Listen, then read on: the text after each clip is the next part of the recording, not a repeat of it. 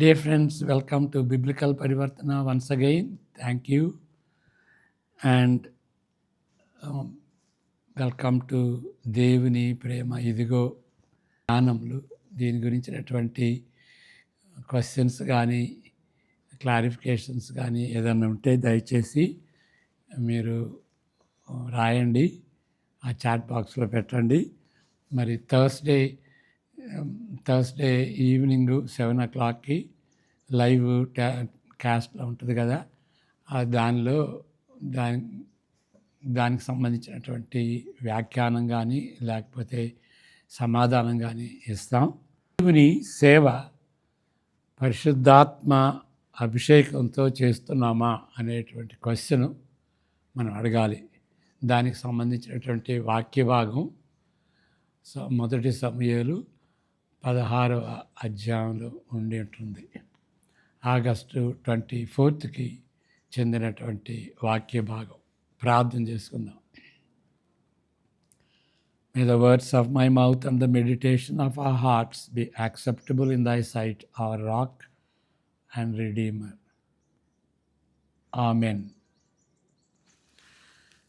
మొదటి సమూయేలు 16వ అధ్యాయం మొదటి 3 వచనాలు చదువుకుందాం. అంతటా యెహోవా సమూయేలుతో ఇలాగ సెలవిచ్చెను, ఇశ్రాయేలీయుల మీద రాజుగా ఉండకుండా నేను విసర్జించిన సౌలును గూర్చి నీవెంతకాలము దుఃఖింతువు? నీ కొమ్మును తైలంతో నింపుము. బెత్లెహేమీయుడైన యెషయ యొద్దకు నిన్ను పంపుచున్నాను. అతని కుమారులలో ఒకని నేను రాజుగా నియమింతును. సమూయేలు నేనెట్లు వెళ్ళుదును?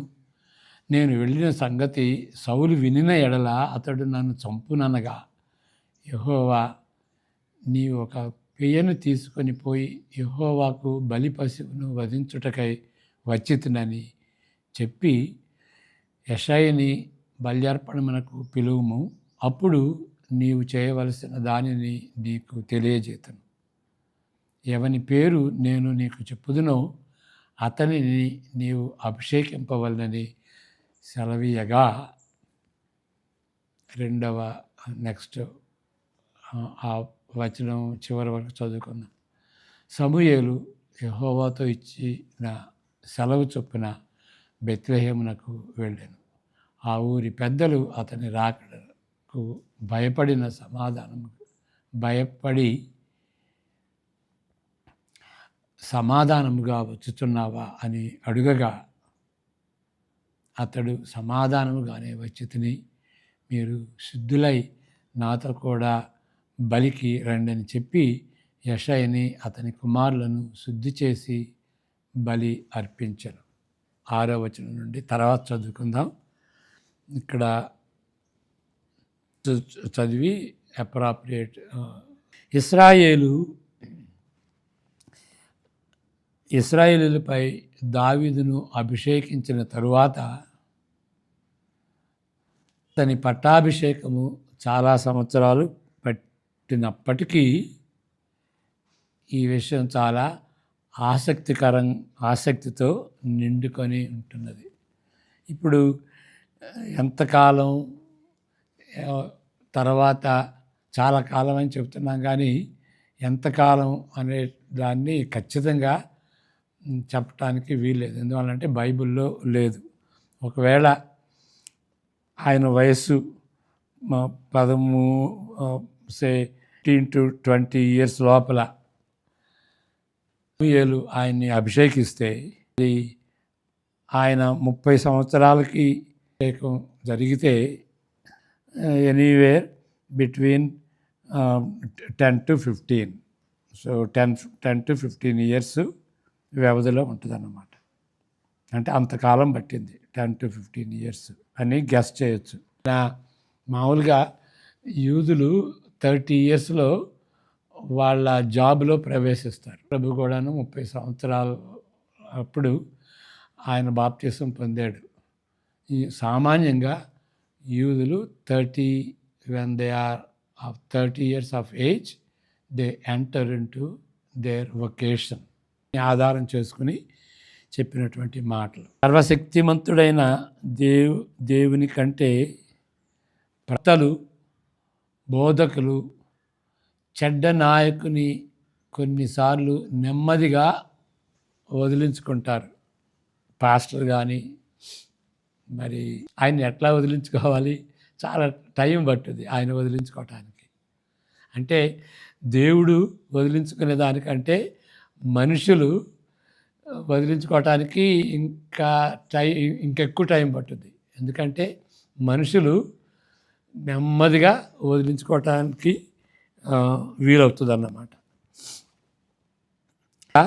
దేవుని కంటే ఎక్కువ మనుషులు ఎక్కువ దయగలిగినటువంటి వారు అని చెప్పలేము. ఎందువలన ఆ విధంగా స్లోగా చేస్తారు, చెడ్డ పాస్టర్ని, చెడ్డ నాయకుల్ని ఎంచుకుంటారు అంటే వాళ్ళలో అంత చురుకుదనం ఉండి ఉండదు. లేకపోతే అక్కడ ఉన్నటువంటి పరిస్థితుల్లో ఏదో విధంగా వెళ్తుంది కదండి. పాస్టర్ ఎట్లా ఉన్నా కానీ ఏదో ప్రసంగం చేస్తున్నాడు, వెళ్ళిపోతుంది కదా, దాన్ని కదిలించడం ఎందుకు, నీళ్లు మురికి చేసుకోవడం ఎందుకు అని ఆ పరిస్థితులతోనే సంతృప్తి పడతారు మనుషులు. ఏదైనా కారణమై ఉండొచ్చు. లేకపోతే ఆ పాస్టర్తో వ్యక్తిగతమైనటువంటి సంబంధాలు పెట్టుకుని ఆ నాయకుడు చేస్తున్న ధ్వంసాన్ని, ఆ చర్చినే పాడు చేస్తున్నాడు, ఆ సంఘాన్ని పాడు చేస్తున్నాడు అని చూడలేనటువంటి గుడ్డితనాన్ని బట్టి వాళ్ళు ఆ పాస్టర్ని వదిలించుకోవటానికి ఇష్టపడరు. వదిలించుకోవటానికి టైం పడుతుంది అన్నమాట, ఎక్కువ టైం పడుతుంది. దేవుడు మరి కనికరం కలిగినటువంటి వాడు కాదా? కనికరం కలిగినటువంటి వాడే. అయినప్పటికీ ఆ సంఘానికి జరుగుతున్నటువంటి కీడును చూడలేని అంధుడు కాదు దేవుడు. ఆయన్ని ఈ సందర్భం ఏంటంటే సౌలుని మరి సౌలు విషయంలో సమూయేలు ప్రార్థన చేస్తున్నాడు ఆయన గురించి, ఆయన మారాలనో లేకపోతే ఆయనకి దేవుడు సహాయం చేయాలనో. దేవుడు అంటాడు, ఇంకెంతకాలం సహాయం చేస్తావు, ఆయన నేను వదిలిపెట్టేసేసాను, ఇక ఆయన కంటిన్యూ చేయడు రాజుగా, అంత దుర్మార్గుడిగా ప్రవర్తించాడు. 15వ అధ్యాయంలో మనం చూసాము, అమలకాయల్ని ధ్వంసం చేయమంటే చేయలేదు, మరి ఎన్నో సాకులు చెప్పాడు, స్పిరిచువల్ మతపరమైనటువంటి సాకులు చెప్పాడు. కాబట్టి ఇక ఆయన రాజుగా ఉండడు అని నేను నిర్ణయించుకున్నాను, ఇక ఆయన గురించి నువ్వు ప్రార్థన చేయొద్దు అని దేవుడు సమూయేలుతో చెప్తాడు. దేవుని అనుమతితో సౌలు సింహాసనం పైకి ఎత్తబడ్డాడు. మరి అంతే కదా, ఆయనే అపాయింట్ చేశాడు, ఆయనే అభిషేకించాడు. సమూయేలు ద్వారా దేవుడే ఆయన్ని అభిషేకించాడు. దానిని ఆ పదవిని, ఆ అభిషేకాన్ని కాపాడుకొనుటకు దేవుని అధిగమించి మెలుగుకొనుట ఎంత తెలివి తక్కువతనం ఆయనది, సౌలుది. దాన్ని కాపాడుకోవాలి. దేవుడు అంతవరకు హెచ్చించినప్పుడు ఎప్పుడు కూడాను రాజుగా నేను అవుతాను అని ఆయన కల్లో కూడా అనుకోలేదు. అలాంటి సమయంలో ఆ బెన్యామీను గోత్రాన్ని నుండి, అన్నిటికంటే చిన్న గోత్రాన్ని నుండి ఆయన్ని ఎన్నుకుని, ఎన్నిక లేనటువంటి ఆయన్ని ఎన్నుకున్నప్పుడు దాన్ని కాపాడుకోవాలి కదా, కాపాడుకోలేదు. చాలా తెలివి తక్కువతనంగా ఆయన దేవునికి వ్యతిరేకంగా చేశాడు. తరువాత రాజును అభిషేకించుటకు సమూయేలు కూడా భయపడ్డాడు. ఎందుకంటే అది కూడా చాలా దుఃఖకరమైనటువంటి విషయం. ఆయన ప్రవక్త, రాజుకు భయపడకూడదు, కానీ భయపడ్డాడు. తన వంశమును స్థిరపరచనని సెలవిచ్చిన దేవుని ప్రవక్తను కూడా సౌలు చంపుతాడని సమూయేలు భయపడ్డాడు. ఆయన భయపడటానికి కారణం ఏంటి? ఇది కారణం. ఇక దేవుడే స్థిరపరిచినటువంటి వంశాన్ని దేవుడు సౌలు యొక్క వంశాన్ని స్థిరపరచడు అని చెప్పటం, ఆ చెప్పినటువంటి ప్రవక్తను చంపుతాడు అనేటువంటి భయంతో ఆయన కొంచెం వెనకాడాడు. మూడో విషయం, మరీ ఆరంభంలో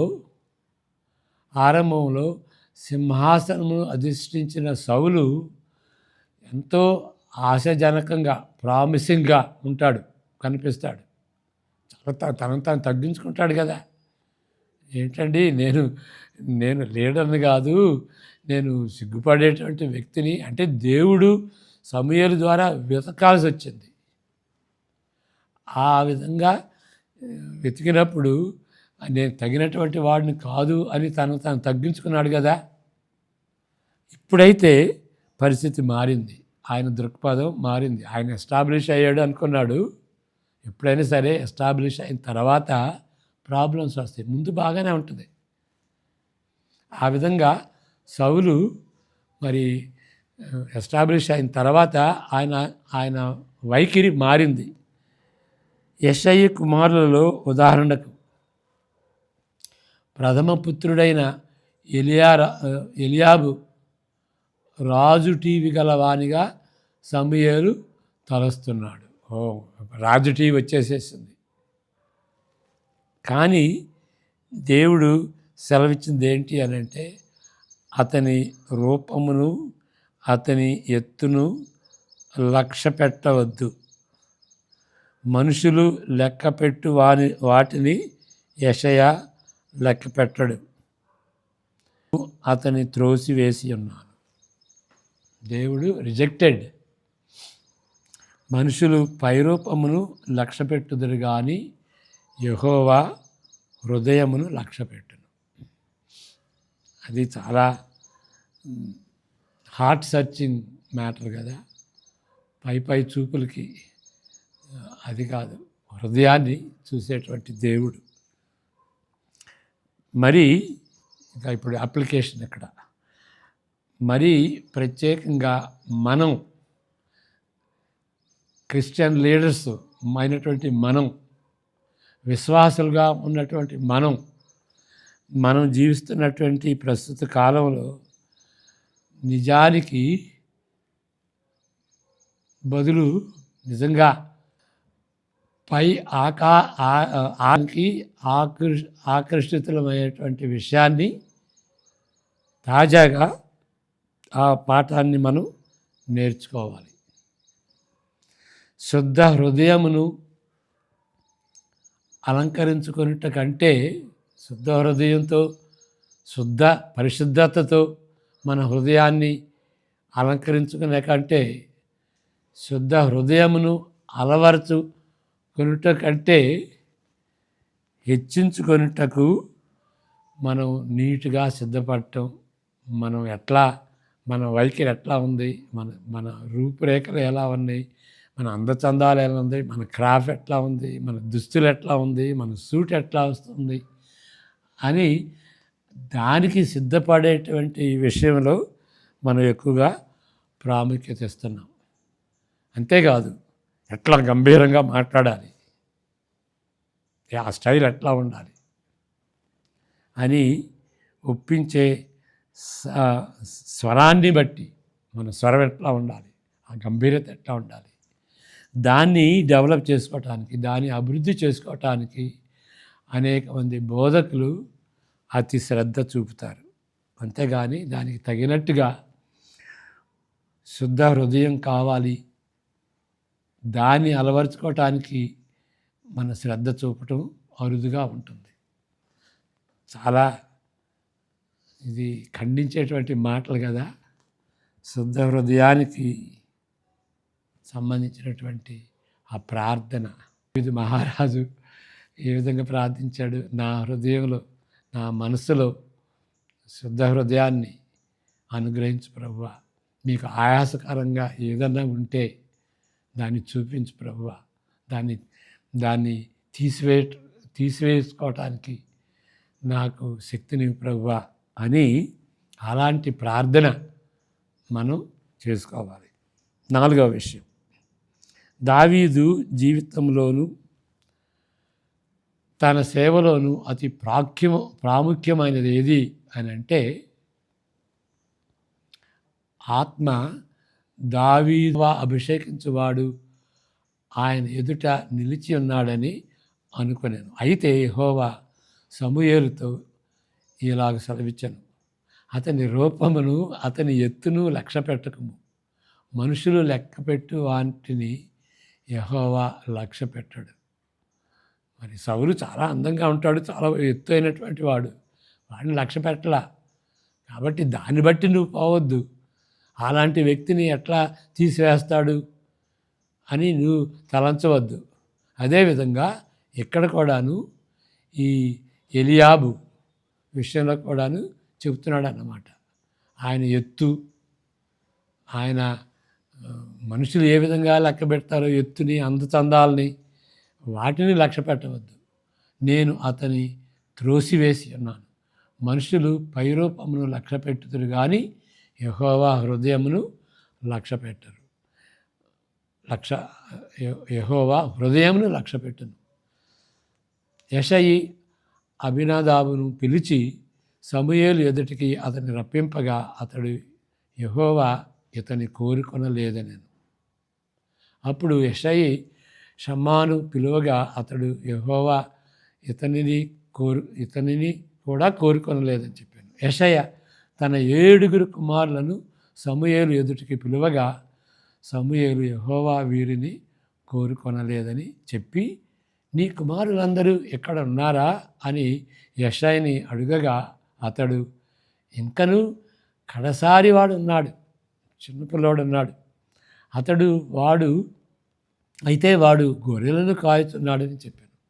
అందుకు సమూయేలు, నీవు వాని పిలువనంపించు, అతడిక్కడికి వచ్చే వరకు మనం కూర్చుందామని యెషయతో చెప్పగా అతడు వాని పిలువనంపించి లోపలికి తోడుకొని వచ్చాను. అతడు ఎర్రని వాడును, చక్కని నేత్రములు గలవాడును, చూచుటకు సుందరమైన వాడునై ఉండెను.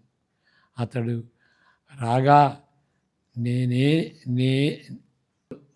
రాగానే నేను కోరుచున్నవాడు ఇతడే, నీవు లేచి వానిని అభిషేకించుమని యెహోవా సెలవీయగా. ఇప్పుడు 13వ వచనం, సమూయేలు తైలపు కొమ్మును తీసి వాని సహోదరుని ఎదుట వానికి అభిషేకం చేసెను. నాట నుండి, ఇక్కడ గమనించాల్సినటువంటి మాటలు,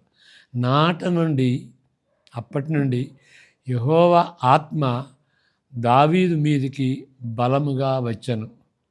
తరువాత సమూయేలు లేచి రామాకు వెళ్ళిపోయాను. అక్కడ అభిషేకించినప్పుడు యెహోవా బలం ఆయన మీదకి వచ్చింది. నిబంధన నియమం చొప్పున ప్రత్యేకమైన బాధ్యత అప్పగించబడిన వారికి దేవుడు ప్రత్యేకమైనటువంటి బాధ్యత అప్పగించినప్పుడు ఎవరు వాళ్ళు? ప్రవక్తలు కానీ, యాజకులు కానీ, రాజులు కానీ, మరికొంత నాయకులు. ఇప్పుడు ఫర్ ఎగ్జాంపుల్ నాయకులు ఎవరంటే ఈ మేసన్, సొలొమోను దేవాలయం కట్టినప్పుడు చాలా నేర్పరితనం అవసరమైంది. దేవుడు ఆ నేర్పరితనాన్ని ఆయనకి ఇచ్చాడన్నమాట. అంటే ఏ పని దేవుడు అప్పగిస్తాడో ఆ పని చేయటానికి ఆ అభిషేకం ఉంటుంది, ఆ యొక్క టాలెంట్ ఉంటుంది. అది పరిశుద్ధాత్మతో వచ్చేటువంటి టాలెంట్. అది సాధారణమైనటువంటి నియమం, సాధారణమైనటువంటి అనుభవం. ఇలాంటి విషయాలను గుర్తించుట చాలా కష్టతరమైనప్పటికీ, అంటే ఎవరి మీదకి దేవుడు వచ్చాడు, ఎలాంటి బాధ్యత దేవుడు అప్పగించాడు, ఎలాంటి తలాంతు ఆయనకి ఇచ్చాడు అని గుర్తించడం కష్టమైనప్పటికీ సంఘ నాయకులకు అత్యవసరమైనదని ఎంత తరచుగా, ఎంత బిగ్గరగా చెప్పినప్పటికీ సరిపోదు. ఇది చాలా అవసరం అన్నమాట. దేవుని యొక్క ఆత్మాభిషేకం అవసరం. దాన్ని ఏమంటారంటే, ఆత్మాభిషేకాన్ని అంక్షన్ అని కూడా అంటారు.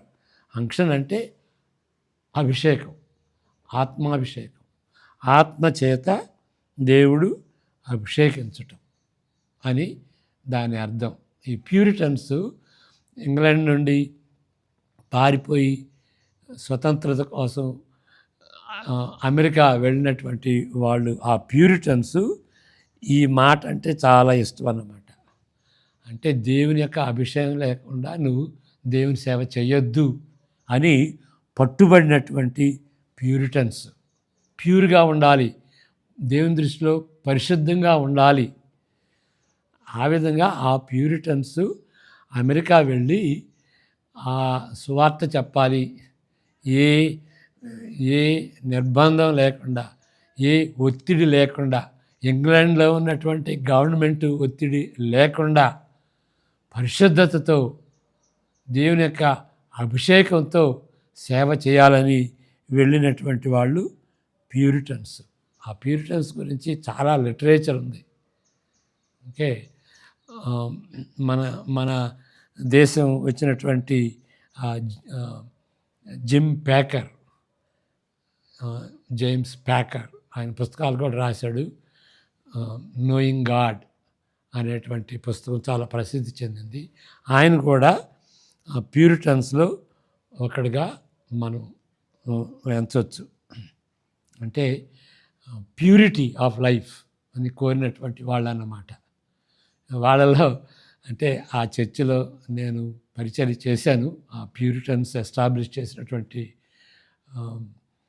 ఆ సంఘంలో వాళ్ళు కాంగ్రిగేషనల్ చర్చెస్ అంటే కాంగ్రిగేషన్నే వాళ్ళే పరిశుద్ధంగా ఉండి వాళ్ళే అడ్మినిస్ట్రేషన్ చేయాలి. కానీ ఏదో గవర్నమెంట్ అడ్మినిస్ట్రేషన్ చర్చిపై ఉండకూడదు, వాళ్ళ ఒత్తిడి గవర్నమెంట్ ఒత్తిడి ఉండకూడదు అనేటువంటి రీతిగా వాళ్ళు కాంగ్రిగేషన్కే ఆ యొక్క బాధ్యత ఇవ్వాలి అని కాంగ్రిగేషనల్ చర్చెస్ చాలా స్థాపించారు. న్యూ ఇంగ్లాండ్ నుండి వచ్చినటువంటి వాళ్ళు ఆ 13 కాలనీస్గా పెట్టుకుని ఆ న్యూ ఇంగ్లాండ్లో వాళ్ళు చేశారన్నమాట. వాళ్ళు పరిచయం చేశారు. వాళ్ళని ప్యూరిటన్స్ అంటారు. వాళ్ళు ఈ మాట అంక్షన్, పరిశుద్ధాత్మక అంక్షంతో లేకపోతే నువ్వు పరిచర్య చేయొద్దు. ఆ విధంగా ఉన్నదా, అలాంటి పరిశుద్ధత ఉన్నదా, అలాంటి పరిశుద్ధతను కోరుకుంటున్నావా ప్రార్థన ద్వారా అని పట్టుబడినటువంటి వాళ్ళు ప్యూరిటన్స్. ఆ ప్యూరిటన్స్ లిటరేచర్ దయచేసి చదవండి. మరి తెలుగులో ఎవరన్నా ట్రాన్స్లేట్ చేశారో లేదో, ఇంగ్లీష్ వచ్చినటువంటి వాళ్ళకి చాలా లిటరేచర్ ఉందన్నమాట. ప్యూరిటన్స్ వాళ్ళ లిటరేచర్. వాళ్ళలో ఒక ప్రత్యేకమైనటువంటి ఏంటంటే, ఒకటే చెప్పాను, కాంగ్రిగేషనల్ చర్చెస్. రెండవది ఏంటి అంటే ఏ ఐకాన్స్ ఉండకూడదు, సిలువ కూడా ఉండకూడదు. ఎందుకంటే సిలువ పెట్టుకుంటే మరి రోమన్ క్యాథలిక్స్ ఒక టెండెన్సీ ఏంటంటే అలాంటి ఐకాన్స్ పెట్టి వాటికి నమస్కారం చేయటం, వాళ్ళకి దండలు వేయటం, వాటికి వెనరేషన్ చేస్తారన్నమాట. అట్లాంటిది ఏం చేయకుండా ఉండటం కోసమని వాక్యంపై ధ్యానించు, ప్రార్థన చెయ్యి అనేటువంటి రీతిగా ఆ ప్యూరిటన్స్ ఏ ఐకాన్స్ పెట్టుకోరు. అది వాళ్ళ ప్రత్యేకత అన్నమాట. మళ్ళా వాళ్ళ ప్రసంగాలు చాలా సుదీర్ఘంగా ఉంటాయి. వాక్యాన్ని వివరించటం, వాక్యంలో ఉన్నటువంటి అర్థం తెలుసుకోవటం, వాక్యానుసారంగా జీవించాలనేటువంటి ఆతృత ఉన్నటువంటి దాన్ని బట్టి వాళ్ళ ప్రసంగాలు చాలా సుదీర్ఘంగా ఉంటాయి. కాబట్టి వాళ్ళు వినేటువంటి వాళ్ళు నిద్రపోకుండా వాళ్ళ ప్యూస్ ఎట్లా ఉంటాయి అంటే ఇక చక్కే ఉంటుంది కూర్చోటానికి, దిళ్ళు ఏమి ఉండవు. ఇట్లా ఆనుకుని కొంచెం కంఫర్టబుల్గా ఉండేటువంటి ప్యూస్ ఉండవు వాళ్ళ బెంచెస్. ఆ విధంగా వాళ్ళు నీట్గా కూర్చు ప్రసంగాలు వినేటువంటి రీతిగా వాళ్ళ ప్యూస్ కూడా ఉంటాయి అన్నమాట. అలాంటిది నేను చూశాను. ఏదైనా కానీ ఇప్పుడు అది ఉండినా కానీ ఈ పరిశుద్ధత లేకపోతే లాభం లేదు. ఇంకా ఇంకొక విషయం చెబుతాను. ఆ ప్యూరిటన్స్ పెట్టినటువంటి ఆ చర్చెస్‌లో ఒక వా వాళ్ళ వాళ్ళు కట్టినటువంటి ఆ చర్చ్ బిల్డింగ్సు అక్కడ ఉన్నటువంటి ఎత్తైన స్థలంలో కడతారు. ఆ కొండ కొండల దగ్గర వాళ్ళు సెటిల్ అయితే అన్నిటికంటే ఎత్తైనటువంటి కొండ మీద వాళ్ళు చర్చ్ బిల్డింగ్లు కడతారన్నమాట. దాని మీద స్తూపం పెడతారు. ఆ టవరు ఆ టవర్ మీద మరి ఏముంటుంది అని అంటే మామూలుగా సిలువ ఉండేది. ఆ సిలువ కూడా ఉండకుండాను అది కూడా దానికి కూడా నమస్కారం చేస్తారని ఇప్పుడు ఆ సిలువను కూడా తీసేశారన్నమాట. కాబట్టి ఆ విధంగా ఐకాన్స్ ఉండకూడదు అనేటువంటిది. కానీ సిలువ ఉండటంలో నా దృష్టిలో ప్రాబ్లం ఏమీ లేదు. దాన్ని ఆరాధించకూడదు. సిలువ అనేది గుర్తు. యేసు ప్రభు సిలువ మీద చనిపోయాడు అనేటువంటి దాన్ని గుర్తు చేసేటువంటిది. అది మంచిదే. కానీ దేని కూడాను సిలువను కానీ బైబిల్ని కానీ ఆరాధించకూడదు. ఓకే, దేవుని ఒక్కడనే ఆరాధించాలి. ఆ విధంగా ప్యూరిటన్స్ బట్టి మనం నేర్చుకునేటువంటి కొన్ని పాఠాలు. నూతన నిబంధన నియమానుసారంగా, ఇప్పుడు మనం ఏంటి పాత నిబంధన నియమానుసారంగా మరి కొంతమంది నాయకులపై వాళ్ళ బాధ్యత నిర్వర్తించడానికి దేవుడు వాళ్ళని పరిశుద్ధాత్మతో వాళ్ళని ఆ టాలెంట్తో పరిశుద్ధాత్మ ద్వారా వచ్చేటువంటి టాలెంట్తో అభిషేకిస్తాడు. అది పాత నిబంధన. ఇంకా కొత్త నిబంధన అయితే ఏంటి? పెంతెకొస్తు దినాన అందరి మీదకి యేసు ప్రభువుని నమ్మినటువంటి అందరి ప్రజలందరి మీదకి పరిశుద్ధాత్మ వస్తుంది. చిన్నపిల్లలు కానీ పెద్దవాళ్ళు కానీ మరి నాయకులు మరి క్లర్జీ కాంగ్రిగేషను అనేటువంటి విచక్షత లేకుండా ఎవరైతే యేసు ప్రభువుని నమ్ముతారో వాళ్ళందరి మీదకి ఆ పెంతెకొస్తు దినాన పరిశుద్ధాత్మ దేవుడు వచ్చాడు. స్త్రీ అని, పురుషుడని, బాలుడని, బాలికని, చిన్నవాళ్ళని, పెద్దవాళ్ళని ఏ విచక్షత లేదు. యావేలు చెప్పినటువంటి ప్రవచనం 2:28లో చెప్పినటువంటి ప్రవచనం ఆ దినాన నెరవేరింది. కాబట్టి పరిశుద్ధాత్మ యొక్క అంక్షన్, పరిశుద్ధాత్మ యొక్క అభిషేకం ప్రజలందరి మీదకి వస్తుంది. అది క్రొత్త నిబంధన యొక్క నియమం. 5వ విషయం, 1 సమూయేలు 16:12లో మరి చెప్పినటువంటి రీతిగా మనం చదువుకుందాం మరలా. అతడు వాని పిలువనంపించి లోపలికి తోడుకొని వచ్చెను. అతడు ఎర్రని వాడును, దావీదు గురించి చక్కని నేత్రములు గలవాడును, చూచుటకు సుందరమైన వాడునై ఉండెను. అతడు రాగానే